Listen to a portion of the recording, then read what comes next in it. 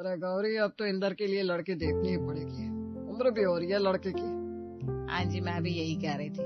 घर में जगह भले कम हो, पर लड़की तो बड़ी सोच समझ के लानी चाहिए। अरे माँ, अब आप लोगों का जो मन करे वो करो। माँ तो बस ये चाहता हूँ लड़की समझदार हो। सुरेश भैया, मैं तो कल ही सुन रहा था, बिलासपुर की लड़कियां बहुत आगे निकल गई हैं। एक ने तो जिला टॉप किया है और एक IPS बनी है। अरे वाह, ये तो बड़ी बढ़िया बात बताई संतोष जी आपने। तो फिर बिलासपुर की ही लड़की देखेंगे इस बार। अब हमारी बहू भी पढ़ी लिखी और होशियार होनी चाहिए। एक लड़की का नाम सुन रहा था मैं, हेमा। सब उसे हेमा ही कहते हैं। बहुत सीधी सादी और पढ़ाई में तेज। नाम भी अच्छा है, हेमा। सुनने में ही संस्कारी लगती है।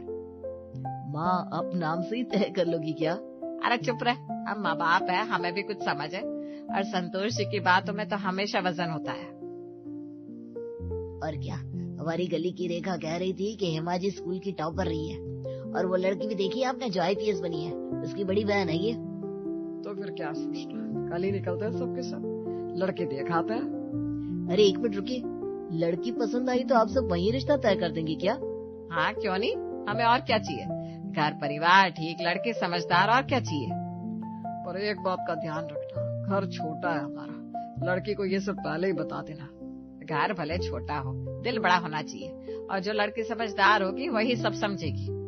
सही कहा भाभी आपने। वैसे भी आजकल की लड़कियां सब जानती है, और हेमा तो अपने माँ बाप की इकलौती बेटी है।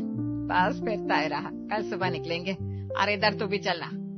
क्यों माँ, मुझे क्यों भेज रही हो? अरे भाई, दूल्हा है तू, लड़की वाले भी तो देखेंगे। और हाँ, मुस्कुरा के बात करना, ऐसे मुंह बना के नहीं। और मैं तो सोच रहा हूँ जाते ही सीधे लड़की के पिता से मिले, फिर देखेंगे लड़की। हाँ जी, सब काम कायदे से होना चाहिए। और इंदर एक बात ध्यान रखना, हम वहाँ मांगने नहीं जा रहे हैं, बराबरी से रिश्ता करेंगे। और मैं तो यही कहूँगा, बात बन जाए तो बहुत अच्छा है, वरना हम फिर से देख लेंगे। नहीं नहीं, आपकी बात लड़की पसंद आई तो बस पक्का कर देंगे।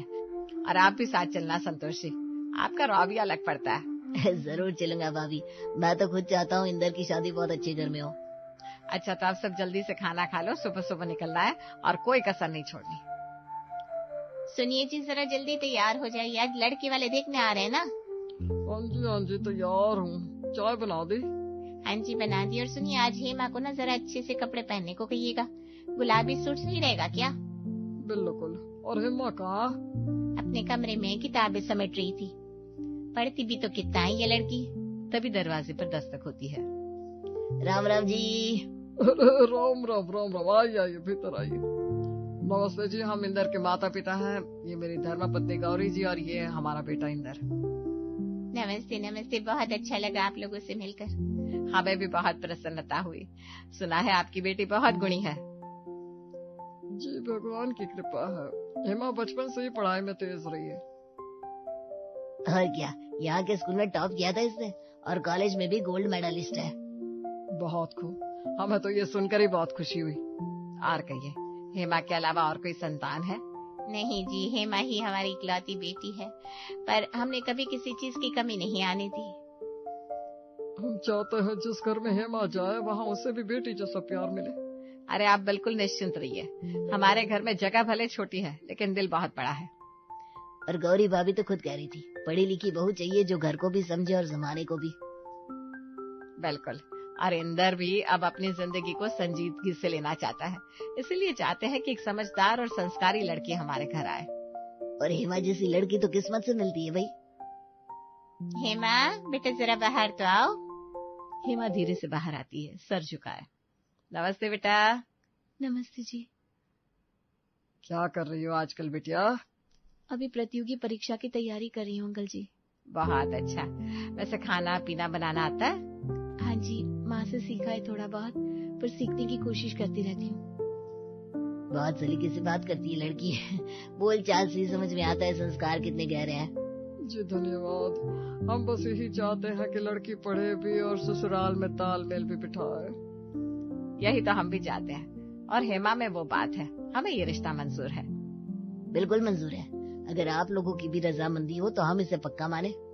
हमें कोई आपत्ति नहीं, आपने बेटी को पसंद किया, हमारे लिए यही बात है। रिश्ता पक्का समझिए। तो फिर मिठाई तो खिलाइए। अभी लाती हूँ जी। माँ, इतनी जल्दी सब तय हो गया? हाँ बेटा, अच्छे लोग ऐसे ही जल्दी से दिल जीत लेते हैं। हेमा सुन तो जरा। अरे वाह सुकन्या, तो इस वक्त? हाँ, अभी भी सुनने को मिला तेरे घर रिश्ता लेकर शहर वाले आए थे। हाँ, अभी गए थोड़ी देर पहले। तो फिर क्या चल रहा है? माँ बाप ने हाँ कर दी? हाँ, सबको लड़का और घर वाले अच्छे लगे तो बात तय हो गई। बस इतनी जल्दी? हेमा पागल तो नहीं होगी? क्यों, क्या हुआ? तू जानती भी ये शहर वाले कैसे होते हैं, ऊपर से मीठा मीठा बोलेंगे लेकिन दिल में जहर होगा। अरे नहीं, वो सब तो बड़े ही सीधे साधे लग रहे थे। माँ भी ना बहुत प्यार से बात कर रही थी। तेरे सामने सब अच्छे ही बनेंगे, पर असलियत तो ससुराल जाकर ही पता चलेगी। पर उनकी बातों से तो बहुत समझदारी झलक रही थी। लड़का भी ठीक ठाक लगा। ठीक ठाक? तूने देखा उसके कपड़े कैसे थे?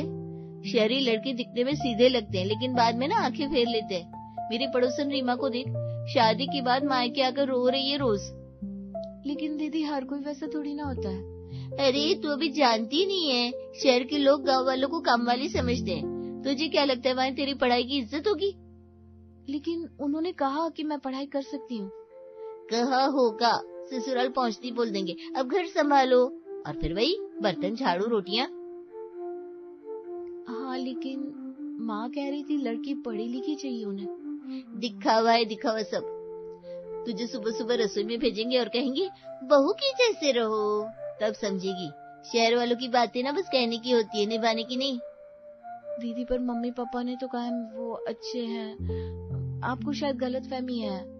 कोई गलतफहमी नहीं है माँ, और तू अकेली है, मायके आने की हिम्मत भी नहीं कर पाएगी। तो फिर क्या करूँ मैं? सोच समझ कर फैसला ले, अभी कुछ भी पक्का मत होने दे। एक बार फंस गई ना तो निकलना मुश्किल हो जाएगा। पर अब तो सब तय हो चुका है। तय कुछ नहीं होता जब तक लड़कियां ना गए। तू मानेगी तभी तो रिश्ता आगे बढ़ेगा, मना भी कर सकती है अभी। देखे मम्मी तेरी सच्ची दोस्त हूँ, बाद में मत कहना बताया नहीं। ठीक है दीदी, मैं सोचूंगी। इंदर और हेमा की शादी हो जाती है, लेकिन सुकन्या की बातें हेमा के मन में अभी तक थी। हेमा बेटा, आज तू सब्जी बना लेना, आज मेरी तबीयत कुछ ढीली ढीली लग रही है। लगता है सुकन्या सही कह रही थी।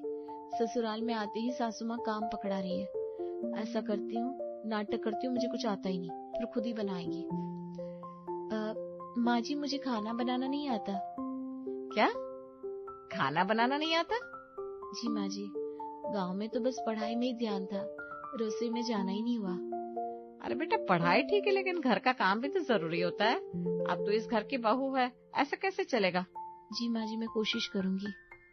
हेमा, बहू कोई मशीन नहीं होती जो आते ही सब कर ले, पर सीखने की लगन होनी चाहिए। चल, आज मैं तुझे सिखा देती हूँ। पर माँ जी आप थक जाएंगी। अरे थकने की बात छोड़, तू साथ आ, रसोई में दोनों मिलके बनाएंगे। अरे माँ जी तो अब सिखाने लगी मुझे। दोनों रसोई में पहुँचती है। ये देख, सबसे पहले टमाटर प्याज काट ले। चल काट के दिखा। हेमा जानबूझकर धीरे धीरे काटती है। माँ जी, ये चाकू बहुत तेज है, डर लग रहा है। हेमा, ऐसे काटेगी तो रात हो जाएगी। ला मैं दिखाती हूँ। गौरी सब्जी काट कर दिखाती है। चल अब तो देख कैसे उंगलियों को मोड़कर काटते हैं। हाँ, चल अब तो कर। अच्छा हुआ, अब ये सोचेंगी मैं एकदम गंवार हूँ, मुझे काम नहीं आता, और मुझे कुछ कहेंगी नहीं। अच्छा सुन, अब मसाले डालने हैं। पहले तेल गरम कर, फिर जीरा डाल। माँ जी, जीरा कौन सा होता है? अरे हेमा, तू तो जैसे रसोई की कोई चीज ही नहीं जानती। जी नहीं जानती। कोई बात नहीं, मैं हूँ ना। अब देखिए, डिब्बे में ये जीरा है, ये हल्दी, ये धनिया। रंग और खुशबू से पहचानना सीख। हाँ, अच्छा माँ जी। तू डर मत, मैं तुझे सब सिखाऊंगी, पर सीखने के लिए मन भी होना चाहिए। जी माँ जी, मैं सीख जाऊंगी धीरे धीरे। चल अब तू भाजी चलाने की कोशिश कर, बस ध्यान रखना जल्दी नहीं चाहिए। हेमा करछी को अजीब तरीके से पकड़ती है। ऐसे? अरे भगवान, ऐसे नहीं है, ऐसे पकड़ दे। कैसे? एक हाथ से कढ़ाई, दूसरे से करछी। जी जी, समझ रही हूँ। हेमा, एक बात कहूँ, तू चाहे जितने भी पढ़ी लिखी हो, लेकिन ये घर का काम ना सीख पाई तो लोग तो ताने ही देंगे, और मुझे अच्छा नहीं लगेगा कि मेरी बहू को कोई ताने मारे। लगता है ये मीठी मीठी बातों से मुझे फंसाना चाहती है। लेकिन मैं फंसूंगी नहीं। और देख, हम शहर वाले हैं जरूर, लेकिन दिल से गांव जैसे ही है, तो हमसे डर मत। जो नहीं आता वो सिखा देंगे। ठीक है माँ जी। हेलो सुकन्या। हाँ हेमा, कैसी है तू? मैं ठीक हूँ, बस नया घर, नए लोग, थोड़ा अजीब सा लग रहा है। मैंने पहले ही कहा था तुझसे, अब समझ में आ रहा है ना? नहीं, वैसे सबका व्यवहार अच्छा है।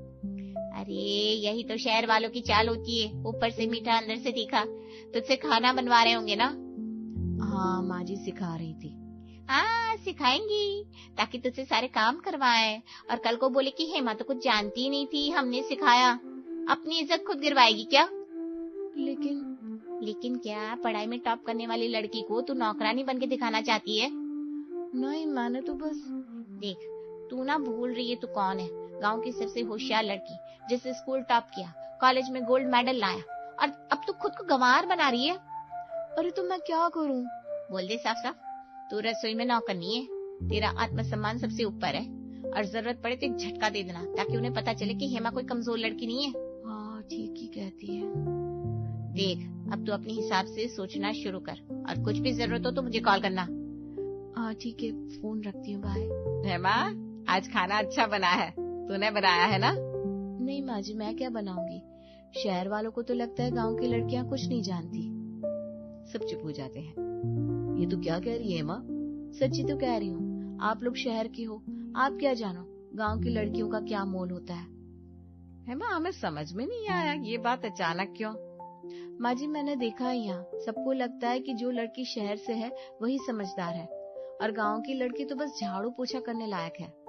अरे हेमा, किसने कहा तुझसे ऐसा? आप कहते नहीं, लेकिन लगता है मुझे सिर्फ रसोई का काम आता हो ऐसा मान लिया गया है। पढ़ाई लिखाई का कोई मतलब ही नहीं रहा। हेमा, हम तुझे सिखा रहे थे, नीचा नहीं दिखा रहे थे, और तूने खुद कहा था खाना बनाना नहीं आता। बेटा, किसने तुझे ये भ्रम दिया कि हम तुझे गांव की वजह से कम समझते हैं? सब कुछ महसूस होता है बाबूजी, बातों से, नजरों से। हेमा, क्या तुझे कभी किसी ने तेरे गांव होने पर ताना दिया? नहीं माँ जी, ताना नहीं दिया, लेकिन क्या? अंदर की बातें बता साफ साफ। मेरी एक दोस्त ने कहा था, शहर वाले गांव वालों को नौकर समझते हैं। अब समझ में आया। बेटा, हर किसी की अपनी सोच होती है, पर वो सोच तेरी नहीं बननी चाहिए। और अगर तेरी दोस्त तुझे खुद पर शक करने को कह रही है, तो क्या वो तेरी सच्ची दोस्त है? हेमा, हम तुझसे कुछ भी नहीं छुपा रहे हैं, सिखा रहे हैं ताकि तू ससुराल में सीख सके। तुझे ऊंचा उठाना चाहते हैं, दबाना नहीं। मैं अंदर जा रही हूँ। इंदर अंदर कमरे में बैठा था, मोबाइल पर ऑफिस की किसी कॉल में व्यस्त। हाँ जी सर, रिपोर्ट आज शाम तक भेज दूंगा, बस फाइल निकालिए। जी जी ठीक है। हेमा, हेमा जरा सुनना। क्या हुआ? हेमा, जरा उस ड्रॉवर में से मेरे काले जूते निकाल दो, बाहर मीटिंग के लिए जाना है। क्यों, खुद नहीं निकाल सकते? अरे यार, हाथ में लैपटॉप है, तैयार भी होना, इसलिए बोला। मैं कोई नौकरानी हूँ क्या? और नहीं तो क्या? तुम्हें लगा मैं गांव की हूँ तो मुझे कह दो कि हेमा जूते निकालो, हेमा पानी लाओ, हेमा खाना गर्म करो। तुम्हारे लिए बस एक काम वाली बनकर रह जाओ। हेमा, क्या बोल रही हो तुम? वही बोल रही हूँ जो सच है।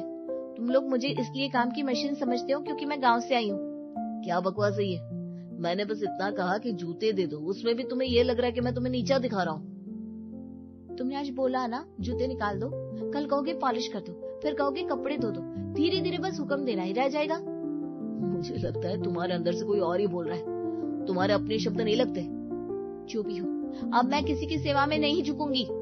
ठीक है हेमा, फिर आज से मैं भी खुद अपना हर काम करूंगा, लेकिन ये जो तेरी सोच बन गई है ना, इसे बदलने में वक्त लगेगा, और शायद तुझे बहुत कुछ खोकर समझ में आएगा कि कौन तेरे अपने थे। ये क्या हो गया हेमा को? लगता है कुछ करना पड़ेगा। हेमा, जरा इधर आओ बेटा, कुछ जरूरी बात करनी है। बताइए। बैठो यहाँ और सुनो। क्या? अरे पहले एक बात बताओ, तुम्हारी वो सहेली सुकन्या, बहुत सालों से जानती हो उसे? हाँ माँ जी, बचपन से जानती हूँ, मेरी बहुत अच्छी दोस्त है। अच्छा, अब ये रिकॉर्डिंग सुनो। हेलो, कौन बोल रही है? मैं सुकन्या बोल रही हूँ। आप? मैं एक समाज सेवी संस्था से बात कर रही हूँ। आप हेमा को जानती हैं?